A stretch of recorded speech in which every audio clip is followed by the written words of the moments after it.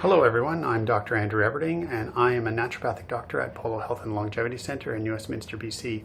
I wanted to come to you today and talk to you about trigger points and treatments for trigger points. So trigger points, if you don't know what they are, they occur when you have a small cluster of muscle fibers that are spasming, not so much spasming, they're just contracting, and that contraction restricts the amount of blood that can flow into the muscle. When that occurs, there's low oxygen in the muscle and that causes pain.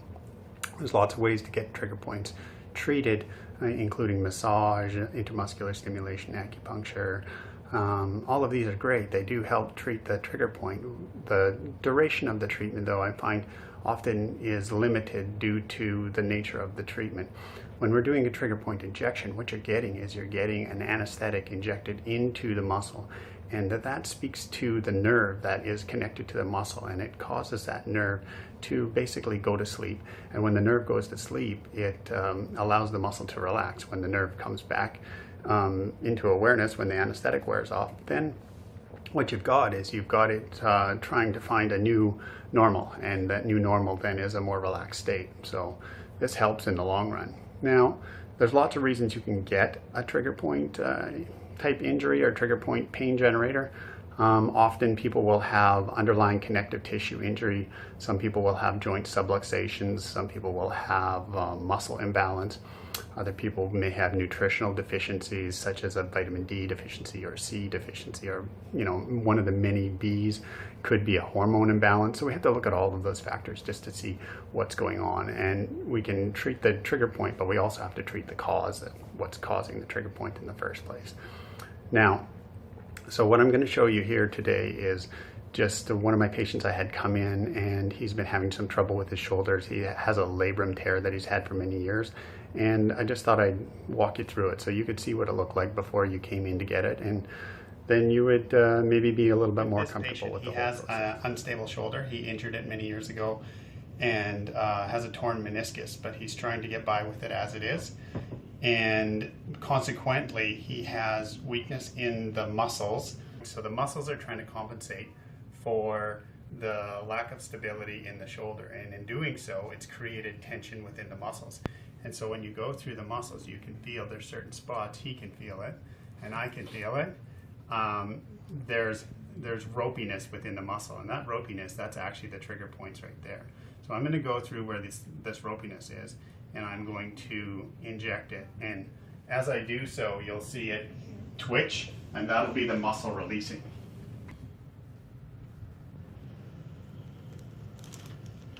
As he flinches away there, you can see that he's responding to it. So basically what we're doing here is we're trying to get the information from the muscle to the brain to stop sending the signal that the muscle needs to be on. So what I'm using is I'm using Procaine in my syringe here, and when I stick it into the muscle, you'll often see the muscle twitch. It's not necessary to see that twitch, but it's a good indicator that there's definitely a problem there. So you can see a little bit there, maybe there, and the Procaine stops the signal from this muscle, and then when it comes back on, it doesn't have that constant need to tell the brain that it needs to fire. So we'll just go through and we'll hit these spots,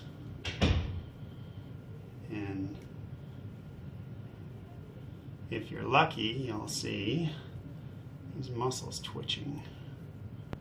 Some people say, aren't you afraid to do this because there's a lung underneath there? But there's actually a bone, the scapula is underneath there. So, okay, so we've got a couple of spots there.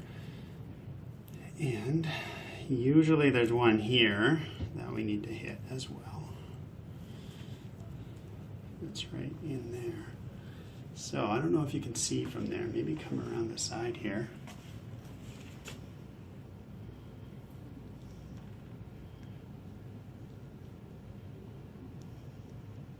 There you go, right there. Mm-hmm. And that is actually quite a relief for him, because what happens now is the blood can flow into that muscle, and it makes a lot of the pain go away that he's getting. So So once I've got those all worked out, then following that, we can start to work on the joint itself and stabilize the joint underlying the problem. Okay, so we just finished working on his shoulder, and now I just wanted to review the treatment with him and just have him give you his thoughts on how that treatment went. A lot of people are afraid of needles, and so it's sometimes useful to have a first-hand account of how that process is. So maybe just fill us in. How did that feel, and would you do it again? So yeah, in terms of the sensation of the needle, that's pretty low key, less than say your flu shots, your vaccines, or anything like that. And I mean, it's a little bit of an odd sensation when you feel that muscle fire. I don't know if you can see it in the video, but you really feel it inside of you. But where he was touching before was super tender and has been tender for weeks, if not months. And as soon as he finished that, he was prodding around afterwards, and there's no pain in that muscle, so it's absolutely worth it. And I don't feel any pain anymore, and that was 2 minutes ago. So after treatment, because you've had this before, how does it feel? Like, do you have residual pain from the treatment, or does it just feel better or the same? What's kind of your experience? So what I'm feeling in terms of that muscle long term is basically think of some of the worst knots you've ever had, and what you're getting out of that now is that it's released completely, and there will be no residual pain from the needles or anything like that at all. Okay, thanks. Yep.